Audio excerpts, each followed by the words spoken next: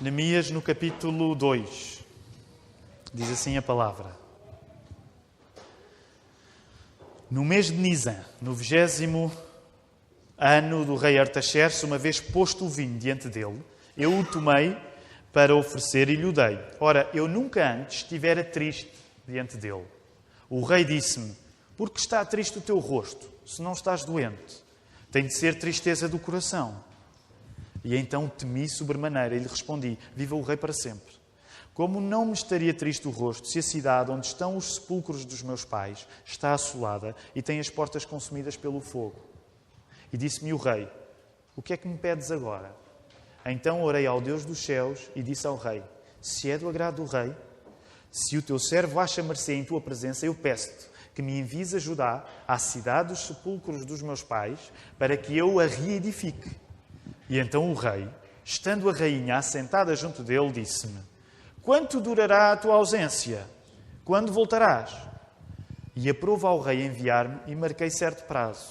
E ainda disse ao rei: se ao rei parece bem, deem-se-me cartas para os governadores da além do Eufrates, para que me permitam passar e entrar em Judá, como também carta para Asaf, guarda das matas do rei, para que me dê madeira para as vigas das portas da cidadela do templo, para os muros da cidade e para a casa em que eu deverei alojar-me.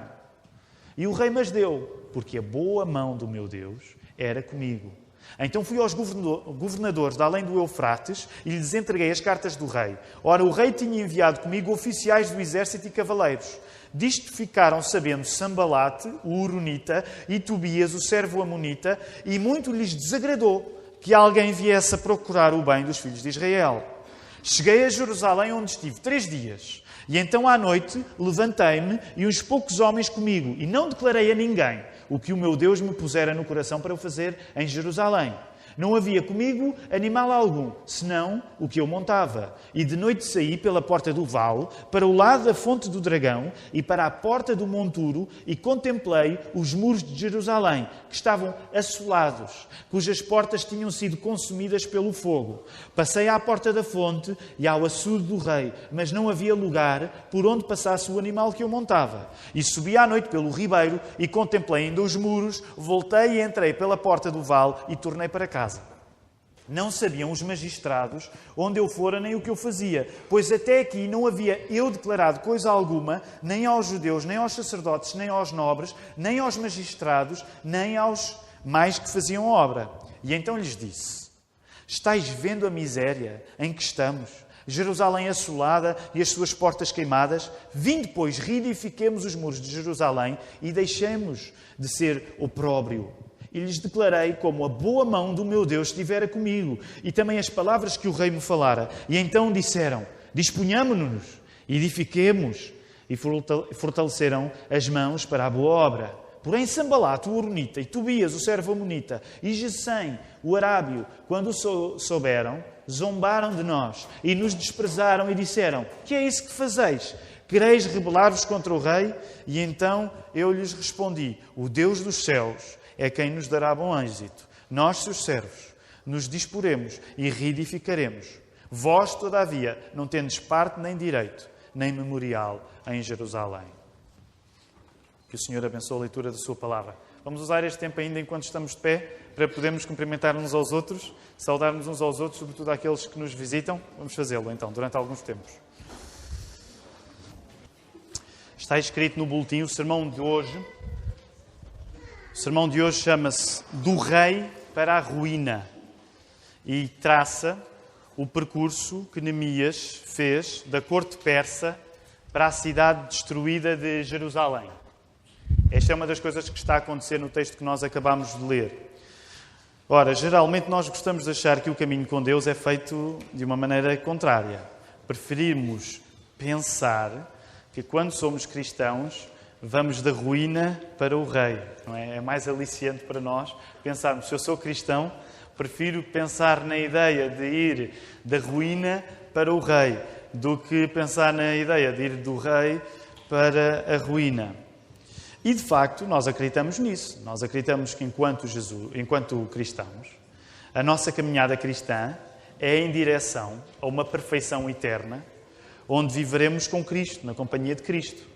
não é? Eu espero que todos aqueles que são cristãos, esta manhã, tenham esta esperança, que sintam que a sua vida pode ser comparada a um percurso da ruína, uma vida difícil aqui, onde o pecado existe, onde nós fazemos coisas erradas, mas uma vida com uma esperança incrível, que é um dia nós vamos passar a eternidade nos novos céus e na nova terra, junto de Deus. E neste sentido, todos os cristãos devem, com razão, esperar que a vida seja um percurso da ruína para o Rei. No entanto, quando nós lemos este segundo capítulo de Neemias, também podemos ser inspirados a aprender uma coisa, que é esta: ser cristão é, por causa desta caminhada em direção à eternidade, nós estarmos expostos à possibilidade de prescindirmos de luxos para ajudar pessoas que estão em sofrimento. Ou seja, se por um lado nós temos uma esperança que as coisas más desta vida um dia não serão as coisas da outra vida, porque a outra vida em comunhão com Deus será perfeita, é isso que a nossa fé acredita, nós sabemos que enquanto estamos nesta vida, é muito provável que para podermos ser úteis às outras pessoas, da mesma maneira como Neemias foi útil aos judeus exilados em Jerusalém, é muito provável que para sermos úteis às outras pessoas, façamos um percurso às vezes parecido com o de Neemias, que é passarmos de situações de privilégio para circunstâncias de privação. E neste sentido eu gostaria que nós pudéssemos seguir, mais uma vez, o exemplo de Neemias. Ele era copeiro do rei, ele tinha uma vida boa, ele era mordomo, mas porque sentiu que Deus o estava a chamar a fazer alguma coisa pelos seus compatriotas que estavam em Jerusalém numa situação muito complicada, ele passou de um momento onde estava na presença do rei para ir ao encontro das ruínas de Jerusalém. E por causa disto, e como nós temos estado a aprender com Neemias, eu quero sugerir que muitas vezes a nossa vida pode passar por momentos parecidos. Se nós quisermos ser úteis para as pessoas ao nosso lado, vamos poder passar por circunstâncias parecidas às de Neemias, onde de repente estávamos com muito conforto, mas porque quisemos fazer a diferença na vida de alguém que precisava da nossa ajuda, então passámos para situações onde fomos ao encontro das ruínas das pessoas que queremos ajudar. Permitam-me entre parênteses, neste programa que a Sara apresentou, no Crescer com Amigos, é uma maneira simples, mas de nós muitas vezes sairmos, como a Filomena deu testemunho, sairmos do nosso conforto e, vamos dizer assim, e visitarmos as ruínas da vida das outras pessoas, as dificuldades que elas têm, e sermos parecidos com Jesus, que fez a mesma coisa por nós. Lembrem-se, prescindirmos de luxos para irmos ao encontro daqueles que mais precisam, foi aquilo que Jesus fez por nós. É por isso que a cruz é um símbolo da nossa fé. Porque Jesus prescindiu da sua glória na companhia de Deus Pai, Deus que é Pai, Filho e Espírito Santo. Jesus prescindiu como Deus Filho da sua glória para vir ao nosso encontro. Nesse sentido podemos dizer, Jesus, como Neemias, prescindiu do seu luxo para ir fazer coisas por nós, que somos pessoas que, comparado com Jesus, somos pessoas que vivemos em ruínas. E por isso é que, se vamos imitar Neemias, se vamos imitar Jesus, é normal que a nossa vida possa passar de circunstâncias de conforto para circunstâncias de desconforto para nós ajudarmos os outros. O Crescer com Amigos é um exemplo simples e prático disto mesmo. Ora, como eu não desejo ser abstrato, gostava nesta manhã que o desafio de nós podermos prescindir de luxos para irmos ao encontro daqueles que precisam de nós, começasse e continuasse por ser uma coisa simples, na qual nós temos batalhado nos últimos tempos. E que coisa simples é que nós temos batalhado? Temos batalhado numa coisa, que é a oração. Portanto, eu gostava de equivaler a oração a uma coisa prática que representa nós deixarmos alguns luxos para ir ajudar quem precisa. O ideal, quando nós falamos de oração, é de facto, quando nós falamos de oração, o ideal é que as pessoas tenham a oração como um grande prazer. De facto, esse é o ideal. Quando nós falamos de oração, o ideal é que, se o assunto é oração, a pessoa diga assim, eu tenho prazer em orar. Mas temos de reconhecer, e eu espero que concordem comigo com esta simplificação que estou a fazer, temos de reconhecer que muitas vezes, antes da oração ser uma delícia para nós, ela é uma coisa que nós vemos como obrigação. Então, nesta manhã, eu quero encorajar toda a Igreja a poder envolver-se e orar mais. E neste sentido dizer que, às vezes, antes da oração ser um prazer, também é preciso olharmos para ela, para a oração, como um esforço que nós fazemos pelos outros. Também é preciso nós olharmos para a oração como um esforço que fazemos pelos outros. Por isso, na semana passada, vos desafiei a um desafio de oração de 3 semanas, não é? Lembram-se? Aqueles que estavam, aqueles que eventualmente não estando puderam ouvir o sermão na internet. E eu gostaria que nós pudéssemos continuar a fazer isto. Continuar a fazer o quê? Gostaria que nós pudéssemos continuar a ler Neemias, tendo a oração como uma das coisas que necessariamente tem de acontecer para que eu faça alguma coisa pela vida dos outros. Este é um dos meus objetivos. Durante o tempo que nós falamos de Esdras, já falámos em Neemias, que nós façamos o percurso de Esdras e Neemias tendo a oração como uma coisa que necessariamente tem de acontecer para que eu faça alguma coisa pela vida de alguém. E permitam-me aqui esta parte. Na quinta-feira estivemos a falar um pouco sobre isto na reunião de oração, às 20. Conseguiram, durante esta oração, conseguiram orar pela igreja pela qual decidiram orar há uma semana, ou pelas 3 pessoas que escolheram? Conseguiram? Conseguiram fazê-lo? Quem é que conseguiu? Eu não vou contar quem não conseguiu. Quem é que conseguiu orar por estas coisas? Quem é que conseguiu? Sim? Pronto, eu não estou a olhar para quem não está a levantar a mão, está bem? Quem é que conseguiu mais ou menos?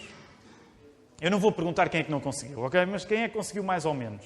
Quem é que conseguiu, mas que acha que ainda pode conseguir melhor? Então, eu quero incentivar sobretudo estes.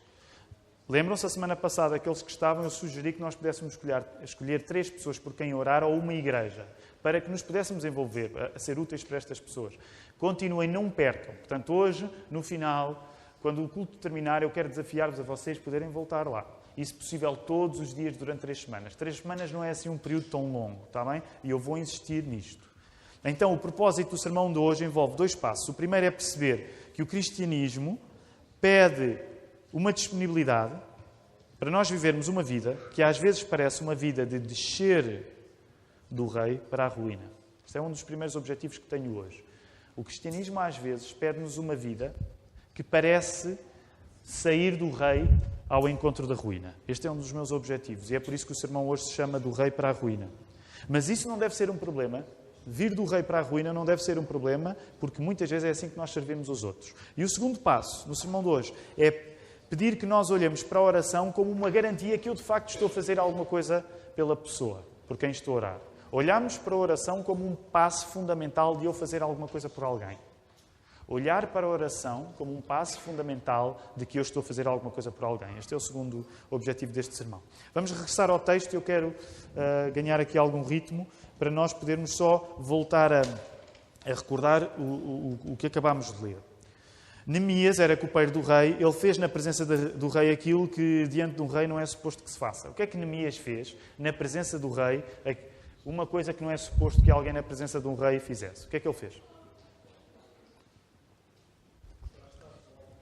Como? Mostrar o estado de alma. Sabem que isto é uma das coisas difíceis para nós compreendermos, nós que somos filhos da democracia e que Portugal já não tem rei há mais de 100 anos. Uma das coisas que é difícil perceber é que nós hoje olhamos para os nossos sentimentos como uma coisa que naturalmente demonstramos. Se estamos muito contentes, demonstramos que estamos muito contentes. Se estamos muito tristes, dependerá, se calhar somos um bocado mais reservados, mas muitas vezes não temos um problema em mostrar a tristeza também. Ora, num mundo como aquele, estar na presença do rei significava que aquele rei tinha um poder realmente absoluto sobre os seus súbditos. O que significava que o rei podia interferir na minha vida de uma maneira imediata e direta. Portanto, não é exagero aqueles retratos, às vezes em filmes históricos, onde os reis... Aliás, aqui há pouco tempo nós li um livro e depois vimos o filme, da Alice no País das Maravilhas. Eu nunca tinha lido o livro e aconselho a toda a gente, não sei se já leram, Alice no País das Maravilhas. Sabem que era um homem crente, o autor, o Lewis Carroll. Não sei se sabem. Todos têm de ler Alice no País das Maravilhas e ler-se no instante. Eu nunca tinha lido e li. E uma das coisas interessantes na Alice no País das Maravilhas é que a determinada altura há uma rainha, que é assim uma rainha um bocadinho alucinada. Lembram-se que é a rainha de copas? E a rainha de copas tem um exército que é um baralho de cartas, não é? E ela tem um desporto especial, que não é cricket, é croquet, que se joga com as cabeças dos flamingos. Lembram-se disso? Não vos ensinaram isso na escola dominical. E então, mas essa rainha é muito caprichosa e a coisa que ela mais gosta de mandar fazer, sabem o que é? Sabem qual é o maior prazer que aquela rainha tem? Qual é? é mandar cortar a cabeça das pessoas. Não se lembram disso? Ela está sempre a zangar-se e manda sempre cortar a cabeça das pessoas. Porquê é que eu estou a dar esta volta? Isto de facto não estava aqui no sermão. Mas porquê é que eu estou a dar esta volta? Nós podemos achar, é caricato. Mas há uma certa verdade naquela caricatura que o Lewis Carroll faz da monarquia. E atenção, com isto eu não estou a dizer nem bem nem mal da monarquia, não é este o meu objetivo, ok? Não estou a dizer nem bem nem mal da monarquia. Mas o poder que um rei exercia era mesmo um poder absoluto. Nós hoje vivemos numa sociedade onde mostrar sentimentos é uma coisa que temos como garantido, mas não era assim. Agora reparem o que é que Neemias fez. Neemias fez uma coisa que lhe podia custar a vida. Por isso é que o rei lhe diz, é muito engraçado, Neemias, isso deve ser do coração, porque tu não estás doente. E Neemias sabia que corria um risco e por isso é que ele já tinha estado a orar sobre o assunto. Eu não consigo fazer justiça a toda a riqueza deste texto, mas só este detalhe, onde Neemias, com um misto de ousadia e estratégia, resolveu mostrar a sua tristeza ao rei, é um detalhe que só por si valeria muitos sermões. O que é que isto significava? A coragem e até a estratégia que devem ter estado envolvidas na amostra de tristeza que Neemias fez diante do rei persa, que se chamava Artaxerxes, ensinam-nos uma coisa. Neemias acreditava que acima do poder político importava obedecer ao poder divino. A coragem, o desassombro que Neemias teve para demonstrar a sua tristeza do rei Artaxerxes, o rei persa, significava que Neemias tinha uma convicção. Acima do Deus dos homens, acima do rei dos homens, que era o rei persa, que muitas vezes se comportava como se fosse um Deus, de facto, importa obedecer a Deus. Neemias, o copeiro, sabia que era importante fazer o que o rei persa queria, mas Neemias, o judeu exilado, sabia que ainda era mais importante fazer o que Deus queria. Neste sentido, nós podemos e devemos dizer que acima da nossa profissão vem a nossa vocação. Sabem que vocação vem do latim, que quer dizer Deus chamar, vem da ideia de vox, não é? A palavra vocação vem do latim vox, que é a ideia que Deus chama. É engraçado porque ainda hoje, mesmo quando as pessoas não acreditam em Deus, quando querem falar numa compreensão existencial da profissão que têm, elas vão buscar este termo que é religioso. E mesmo quando não acreditam em Deus, muitas vezes as pessoas dizem, é uma vocação, eu faço isto por vocação. E é engraçado porque esta é a ideia que a Bíblia dá, a ideia de que Deus nos chama para fazer alguma coisa. Então reparem no caso de Neemias, o trabalho que Neemias tinha para fazer para Deus veio acima da profissão que Neemias tinha de fazer para o rei persa. O trabalho que tens para fazer não pode impedir-te de ouvir a voz de Deus. Esta é uma das lições que nós tiramos para nós. O trabalho que nós temos para fazer não nos pode impedir de ouvir a voz de Deus. Contigo o que é que vem primeiro? Deixa-me colocar isto em modo de pergunta. Contigo o que é que vem primeiro? Seres um copeiro do rei ou um judeu exilado? Para Neemias, apesar de ele ser copeiro do rei, ele ser um judeu exilado falou mais alto naquela altura. Coloquem, por favor, os vossos olhos nos versos 4 e 10, para fazermos aqui um percurso rápido no texto. Vemos como Neemias executou o plano que resultava da convicção que ele tinha, que tinha de fazer alguma coisa pela miséria dos seus compatriotas. Devemos compreender o trânsito que há entre a oração do capítulo 1 e a ação do capítulo 2. Eu agora gostaria que nós folheássemos um bocadinho as nossas Bíblias. Nós estamos diante do capítulo 2 de Neemias, mas eu gostava que nós voltássemos atrás ao texto que lemos na semana passada. Reparem aí no capítulo 1 de Neemias. Folheiem as vossas Bíblias, vão a esse texto. O sermão que preguei na semana passada foi sobre Neemias 1, 5 a 11, que era basicamente a oração de Neemias. Nós temos de perceber a relação que existe entre a oração do capítulo 1 e a ação do capítulo 2. E para nos ajudar a perceber esta ligação, na terceira página do nosso boletim, abram aí a terceira página do vosso boletim, na parte de para reflexão. Aí na terceira página, para reflexão. Juntar aqui coisas. Neemias partiu das suas orações. Quais eram as orações de Neemias? As orações de Neemias pediam a Deus que Deus ajudasse Neemias a tirar bom resultado da conversa com o rei persa. É isso que vemos aí em Neemias 1:11. Neemias 1:11, Neemias tinha pedido a Deus, Deus ajuda-me a ter a conversa com o rei de um modo que o plano de eu ajudar os meus compatriotas em Jerusalém dê certo. Neemias tinha pedido ajuda a Deus para conversar com o rei de uma maneira que as coisas resultassem. E neste caso, olhem a sugestão que Neemias fez no versículo 5, no capítulo 2. Ele sugeriu ao rei, que reparou que ele estava triste, que o rei lhe deixasse fazer uma coisa, que era ir reedificar a cidade dos sepulcros dos seus pais. Este movimento da oração para a ação é um excelente exemplo de como se equilibra soberania divina e responsabilidade humana. Quando Deus tem planos para a tua vida, é normal que tu também faças planos. Quando Deus tem planos para a tua vida, é normal que tu também faças planos. E reparem a coisa bonita. O que Neemias fez bem, ele fez bem por causa daquilo que está no verso 8. O que é que está aí no verso 8? Aí uma expressão que é muito importante. O que Neemias fez bem porque a boa mão de Deus era com ele. Lembram-se desta expressão? Ela já não tinha aparecido antes. Quando é que esta expressão já tinha aparecido antes? No livro de quê? De Esdras. Agora reparem o que é que isto quer dizer. Quando nós fazemos bem a alguma coisa, se formos cristãos, a nossa lógica não é parabéns para mim. Quando eu sou cristão e Deus me deu a bênção de eu fazer alguma coisa bem, a lógica não é parabéns para mim.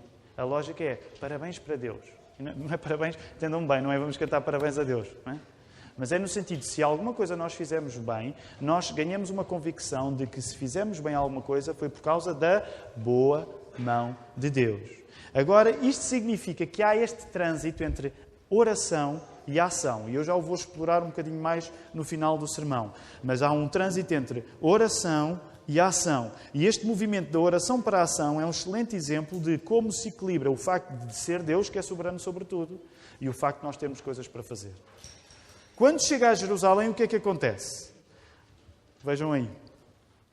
Então, verso 9, a partir do verso 11. Quando Neemias chega a Jerusalém, ele continua a ser um bom planeador.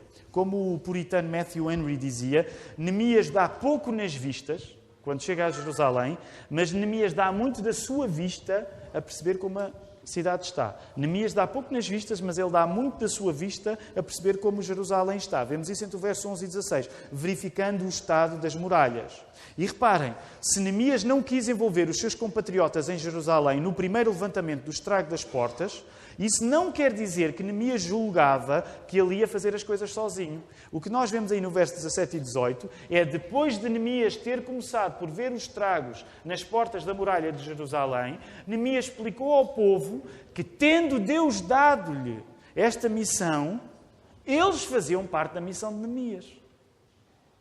Neemias mais tarde vai explicar, de facto, Deus deu-me uma missão, que é eu vir ajudar-vos a reconstruir esta cidade. É eu vir ajudar-vos a reconstruir as muralhas de Jerusalém. Mas isso não significa que vocês vão ser espectadores do que eu vou fazer. Isso significa que vocês vão ser trabalhadores comigo.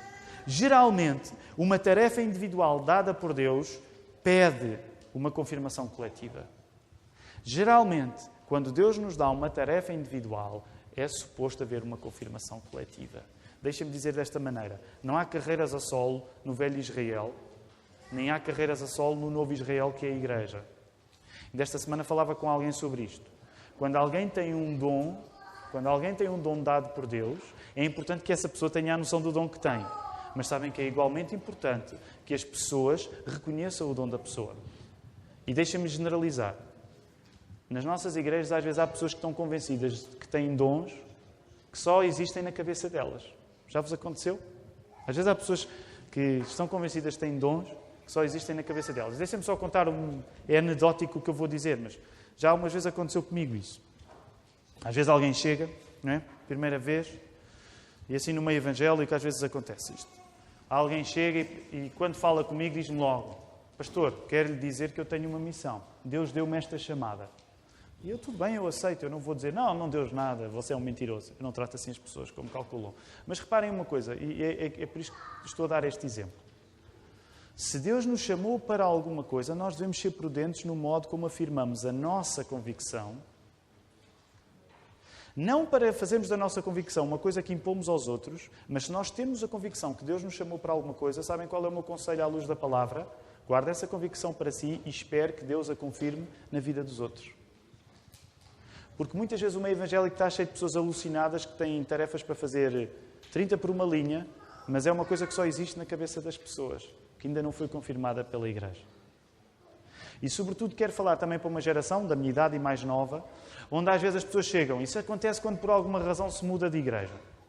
Às vezes a pessoa muda de igreja E como fazia na igreja A uma coisa, chega à igreja B e logo a anunciar: eu na igreja A fazia isto.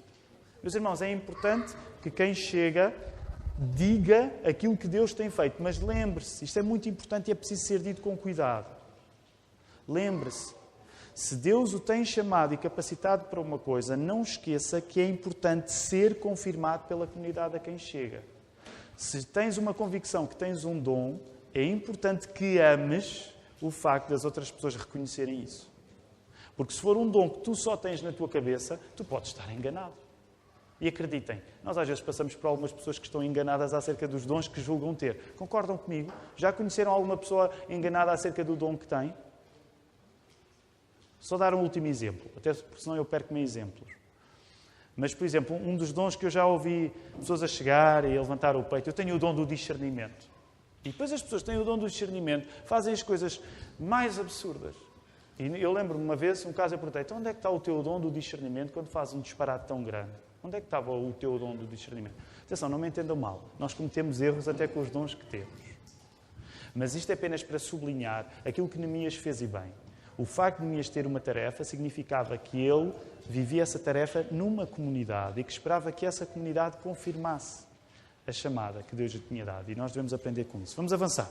No fim, na sucessão de acontecimentos, interessa dizer que não há missão a sério que não gere inimigos.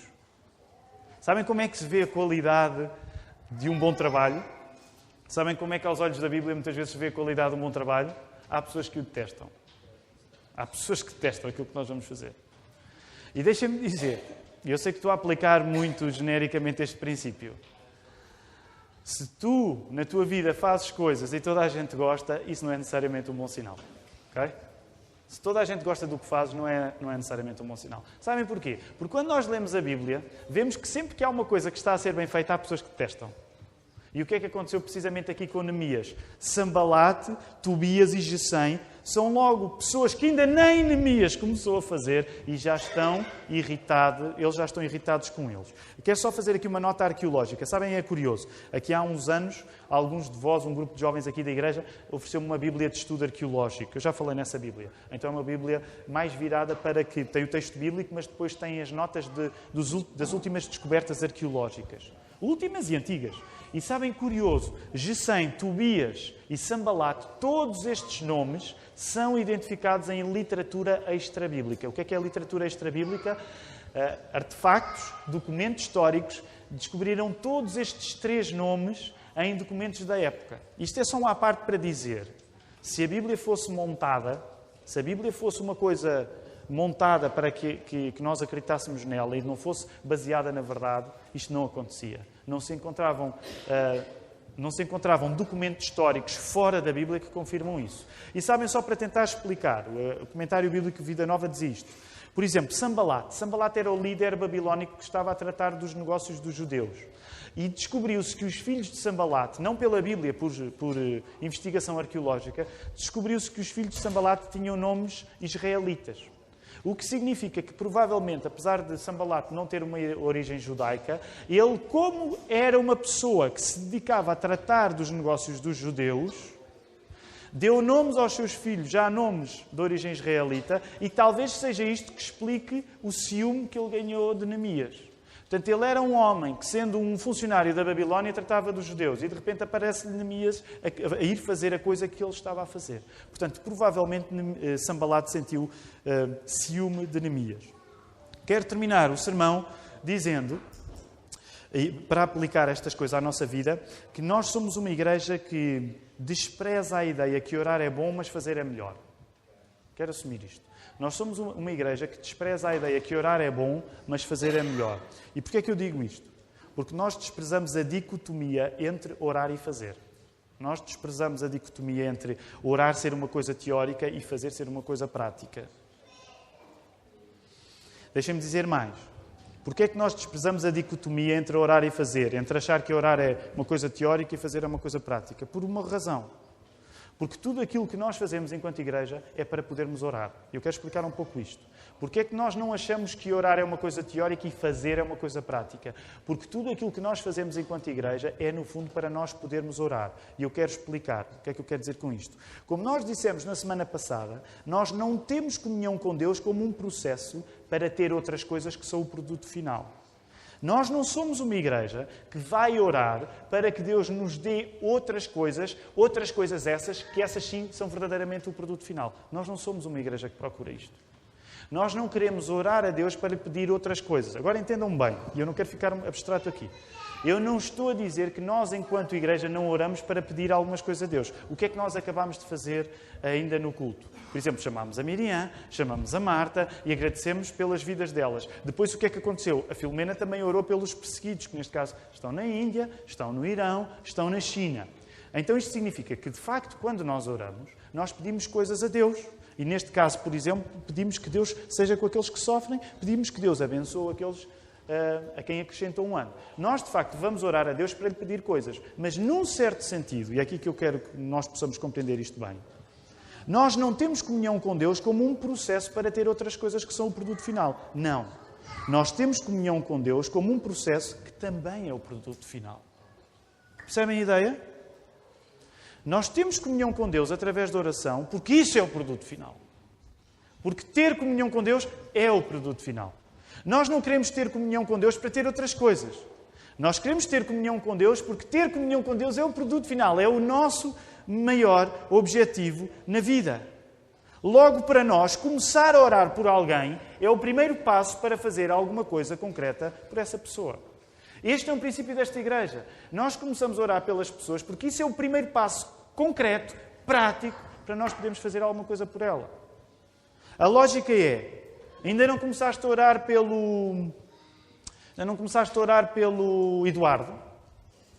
Eu estava a pensar em nomes, mas há Eduardos na igreja, nomes que nós não tínhamos. Digam aí o nome do homem que nós não tínhamos. O Bruno já vinha da semana passada, exatamente. Também é para isto que os diáconos servem, para lembrar o pastor coisas que ele já disse. Vamos imaginar, o Bruno aqui é só uma referência.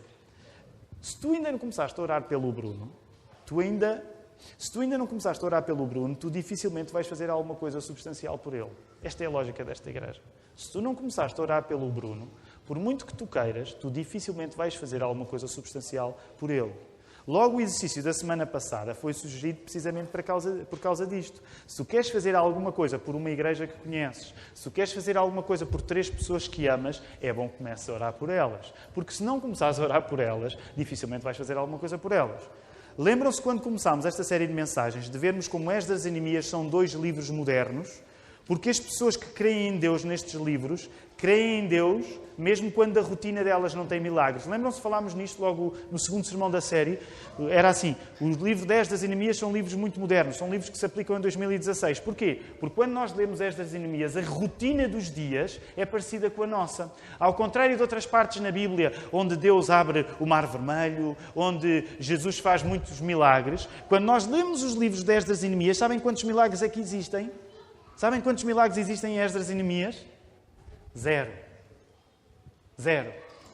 Por isso é que estes são livros importantes para nós lermos, porque muitas vezes, como as nossas vidas são parecidas, e eu quero fazer sempre este esclarecimento, nós acreditamos em milagres. Alguns de nós podem, inclusive, ter a convicção que já presenciaram milagres, ok? Só para deixar isto claro. Mas como a maior parte de nós vive uma vida rotineira onde os milagres não andam propriamente a pingar, concordam comigo nesta generalização? Eu já fiz esta pergunta na quinta-feira. E, portanto, concordem. Vocês concordam que, no geral, a vossa vida não é feita de milagres todos os dias? Concordam? Neste sentido, a vossa vida é muito parecida com a vida de Esdras e Neemias. Agora, reparem, isto que faz de Esdras e Neemias um livro onde a realidade é muito parecida connosco. Agora, reparem uma coisa. E isto é tão interessante. Eu gostaria mesmo de enfatizar isto. Se a rotina de Esdras e Neemias é parecida com a nossa, sem milagres a acontecer, então a persistência do elemento da oração nestes livros serve para nos dizer que a oração é valiosa para vidas banais como a nossa. Já pensaram nisso? Já pensaram que a oração é um elemento tão constante no livro de Esdras e Neemias? E sabem, eu sei que estou a simplificar muito, Mas muitas vezes nós achamos que a oração foi naquela altura em que eu pedi uma coisa incrível e contra tudo e contra todos, Deus deu-me essa coisa. Muitas vezes Deus pode fazer isso na vida. Mas atenção, se nós temos os grandes exemplos da oração apenas nas coisas fantásticas, sabem o que é que vai acontecer? Nós vamos deixar de encontrar Deus nas coisas que não são fantásticas. E uma das coisas que é preciosa neste livro de Esdras e Neemias é que não há nada de fantástico, miraculoso a acontecer e, no entanto, aqueles homens passam a vida a fazer o quê? A orar. Não há nada de fantástico e eles passam a vida a orar. O que nos ensina é que a oração é para as coisas fantásticas, mas é para as coisas comuns. E sabem, eu sei que estou a simplificar muito. Muitas vezes nós só gostamos de orar quando as coisas vão ficar fantásticas. Se as coisas não forem fantásticas, orar parece-nos uma grande seca. Agora, quero chamar a vossa atenção nisso. De uma perspectiva política, Esdras e Neemias são pessoas incríveis. Já pensaram nisso? Esdras é um líder político incrível, Neemias é um líder político incrível. E uma das coisas que nós aprendemos é que a oração é um dos segredos deles terem feito coisas politicamente assinaláveis. Portanto, a oração aplica-se às coisas comuns, mas a oração aos olhos de Esdras e Neemias aplica-se às coisas fantásticas. Eles foram homens de Estado incríveis. Para encerrar este sermão de uma vez por todas, quem é o maior homem da ação na Bíblia? Gostava de ouvir uma resposta. Quem é o maior homem de ação na Bíblia? Quem é o maior homem da ação na Bíblia? Sem medo. Lembrem-se da regra. 75% das vezes a resposta certa é Jesus. Okay? Concordam comigo? Jesus é o maior homem de ação na Bíblia. Não há ação comparável à ação de Jesus. Concordam comigo? É nele que nós devemos terminar todos os sermões, porque todos os sermões servem para pregar que Jesus é o Salvador. Concordamos que Jesus foi aquele que mais fez pelos outros, aquele que mais se sacrificou por levar a sério o sofrimento das pessoas. Concordamos com isto? Jesus é o maior homem da ação, sempre, e ainda por cima nós acreditamos que Ele não é só homem, que Ele é homem e que é Deus, Deus Pai, Filho e Espírito Santo.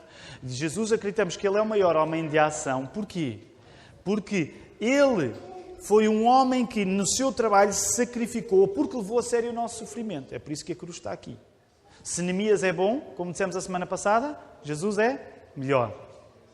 E concordamos que este sacrifício que Jesus fez, pelo sofrimento dos outros, visível na cruz, é visto na sua morte na cruz, porque nós acreditamos que a morte de Jesus na cruz serviu para pagar o preço causado a Deus pelo estrago que os nossos pecados provocam. É por isso que é importante a morte de Jesus na cruz. Nós acreditamos que a morte de Jesus na cruz serviu para pagar a Deus o preço que os nossos pecados provocam. Ora, como é que Jesus morreu na cruz? E é aqui que eu quero terminar. Já pensaram nisso? Como é que Jesus morreu na cruz? Força, estejam à vontade para responder. Naturalmente, tentem não dizer nenhuma heresia, mas como é que Jesus morreu na cruz? Já pensaram nisso? Como é que Jesus morreu na cruz? Eu sei que esta é daquelas perguntas difíceis, não é? Que de repente nós ficamos... No outro dia o Tiago Falcoeiras fez uma pergunta parecida na escola de Miquel, já não me lembro, mas era muito boa também.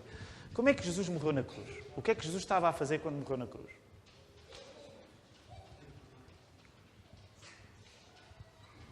E entre uma das coisas, Jesus estava a pedir perdão.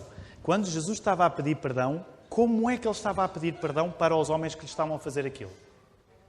Como é que Jesus estava a pedir este perdão? Jesus estava a pedir perdão para as pessoas que estavam a fazer mal, orando. Reparem, Jesus morreu a fazer o quê? A orar. Jesus morreu a orar. Por exemplo, no Evangelho de Lucas diz assim: Jesus clamou em alta voz, Lucas 23, 45. Pai, nas tuas mãos entrego o teu Espírito. Com quem é que Jesus estava a falar? Estava a falar com Deus, Deus Pai. O que é falar com Deus Pai? É orar. Já pensaram nisso? Jesus, que é o homem de maior ação da Bíblia, morreu a orar. Se orar fosse uma coisa abstrata, que não servia para nada, Jesus, que fez a melhor coisa de todas, que este universo já fez, não a fazia. Portanto, onde eu quero chegar é que Jesus, o homem de maior ação da história do universo, morreu a orar para fazer a coisa mais bem feita de sempre, que é salvar-nos. Jesus, que é o maior homem da ação de toda a história do universo, e que ainda por cima é Deus, Ele morreu a orar para fazer a melhor coisa de sempre, que é salvar pecadores. Se Jesus valoriza a oração, se Jesus morreu a orar, quem é que somos nós para sermos a exceção? Que o Senhor nos ajude a termos na oração a coisa mais prática que nós podemos fazer por aqueles que precisam de nossa ajuda.